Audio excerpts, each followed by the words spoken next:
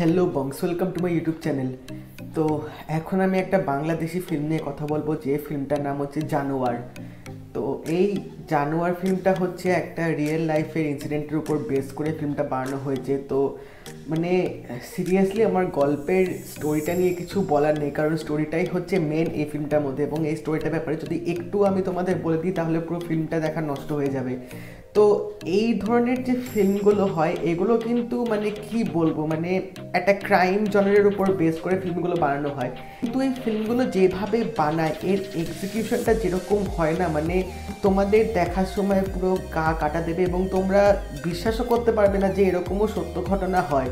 তো আমার এই স্টোরিটা নিয়ে কোনো আইডিয়া ছিল না, এবং এই ফিল্মটা যে বেস্ট অন ট্রু ইভেন্টস সেটাও আমি জানতাম না। ফিল্মটার শেষে যখন লাস্টে ক্রেডিটে দেওয়ার আগে যখন ঘটনাগুলো দেখাচ্ছিল তখন আমি জানতে পারলাম যে এরকম একটা ঘটনা সত্যিই ঘটেছে বাংলাদেশের 2020 সালে। এবং সিরিয়াসলি তারপর যখন আমি আরও রিয়েলাইজ করলাম যে এই ঘটনাটা আসল একজনের সাথে, একটা ফ্যামিলির সাথে হয়েছে, সেটা ভাবার পরই মানে একটা অদ্ভুত রকমের একটা আমার ফিল হচ্ছে। এবং ফিল্মটা যেভাবে বানিয়েছে না, মানে তোমরা যখন দেখবে ঘটনাটা তোমাদের জাস্ট গা কাটা দেবে, মানে তোমরা নিতে পারবে না যে এই সিনগুলো, কিছু কিছু সিন এমনভাবে ফিল্মটার মধ্যে দেখানো হয়েছে।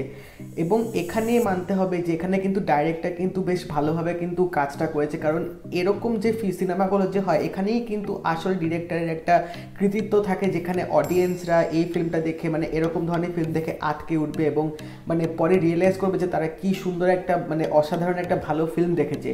তো মানে বলিউডে আমি লাস্ট একটা ফিল্ম দেখেছিলাম, ওয়েলকাম হোম বলে একটা ফিল্ম ছিল যেটা সোনি লিভে এসেছিল। মানে সেই ফিল্মটাও মানে এমনই ধরনের একটা ভায়োলেন্ট একটা সিনেমা ছিল, যেটা মানে তোমাদের দেখার সময় রীতিমতো মানে তোমাদের মনে জোর দিয়ে দেখতে হবে এরকম একটা সিনেমা বানানো হয়েছিল। তো সেরকম টাইপেরই ফিল দেবে তোমাদের এই বাংলাদেশি জানোয়ার ফিল্মটা। তো এই ফিল্মটার মধ্যে মানে একটা মার্ডার ঘটনা নিয়ে করা হয়েছে, এবং কিভাবে মার্ডারটা হয়েছে সেই পুরো বৃত্তান্ত নিয়ে সিনেমাটা এখানে দেখানো হয়েছে। তো সিনেমাটার লেন্থটা বেশিক্ষণ না, খুব সম্ভবত 1 ঘন্টার একটু বেশি হবে, কিন্তু মানে যেভাবে ঘটনাটা এখানে দেখাবে না, মানে তোমরা জাস্ট নিতে পারবে না, এত ভালোভাবে এখানে এক্সিকিউশন ডিরেকশনটা এখানে দেওয়া হয়েছে। এবং অ্যাক্টিংয়ের দিক থেকে বলতে গেলে 3টে প্রধান চরিত্র যে ফিল্মটার মধ্যে আছে, মানে 3জন যে নারীর যে চরিত্রটা প্লে করেছে তারা অসাধারণ এখানে রোলটা প্লে করেছে। এবং যে পুলিশ অফিসারটা যে আসবে ইনভেস্টিগেশন করতে, তাকেও কিন্তু আমরা আগের এই বাংলা সিনেমায় দেখেছি ভিলেনের পার্ট প্লে করতে, সে এখানে অ্যাজ এ পুলিশ অফিসারের রোলটা আছে। তারও যেটুকু রোলটা ছিল দারুণভাবে কিন্তু তিনি নিজের মানে এক্সপ্রেশনগুলো দিয়ে কিন্তু কাজটা এখানে করেছে। এবং এখানে একটা ডিরেকশনের অ্যাঙ্গেল আমার খুব ভালো লেগেছে, সেটা হচ্ছে একটা রুম থেকে যখন আরেকটা রুমে যাচ্ছে তখন মানে ক্যামেরাটা পুরো তার সামনে রাখা, মনে হচ্ছে তিনি ক্যামেরাটা ক্যারি করে এ ঘর থেকে অন্য ঘরে যাচ্ছে। তো এই কাজটা আমার খুব ভালো লেগেছে, এডিটিংটা বেশ ভালোভাবে করা হয়েছে।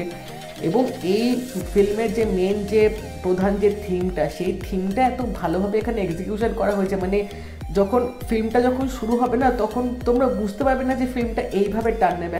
তোমরা যখন সেটা বুঝতে পারবে তোমাদের মানে আটকে উঠবে রীতিমতো, যখন দেখবে এই ঘটনাগুলো ঘটতে চলেছে, বা তোমরা যখন বুঝতে পারবে যে এরপর হয়তো এটা হবে, তোমাদের রীতিমতো মনে কিন্তু একটা ভয় ধরে যাবে যে আমরা এটা পরে যেটা দেখবো সেটা আমরা আরও নিতে পারবো কিনা। কারণ এখানে যেভাবে দেখানো হয়েছে মানে মনে হবে তোমরা পুরো চোখের সামনে বসে তোমরা জিনিসটা পুরো দেখছো, এরকমভাবে ডিরেকশনটা এখানে দেওয়া হয়েছে। এবং ব্যাকগ্রাউন্ড মিউজিক থেকে শুরু করে লাইটিং এফেক্টটা যেভাবে দেওয়া হয়েছে সেটা কিন্তু ফিল্মটাকে আরও একটা উঁচু পর্যায়ে নিয়ে গেছে বলা যেতে পারে। তো মানে সিরিয়াসলি বলছি, যারা তোমরা এখন অবধি এই ফিল্মটা দেখোনি প্লিজ এই ফিল্মটা দেখে নাও। আমি মানে দেখে উঠলাম এবং সঙ্গে সঙ্গে ভাবলাম এটার একটা অবশ্যই রিভিউ করা উচিত, কারণ মানে যে একটা ফিলিং যে আমার হচ্ছে রীতিমতো, সেটা যদি আমি পরে যদি রিভিউ করি তাহলে সেই ব্যাপারটা আসবে না। তো সেই জন্য আমি এখন করলাম।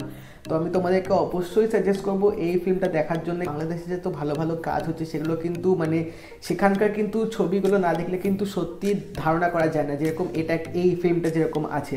তো তোমাদেরকে বলবো তোমরা এই ফিল্মটা দেখে নাও, আশা করছি তোমাদেরও অনেক ভালো লাগবে।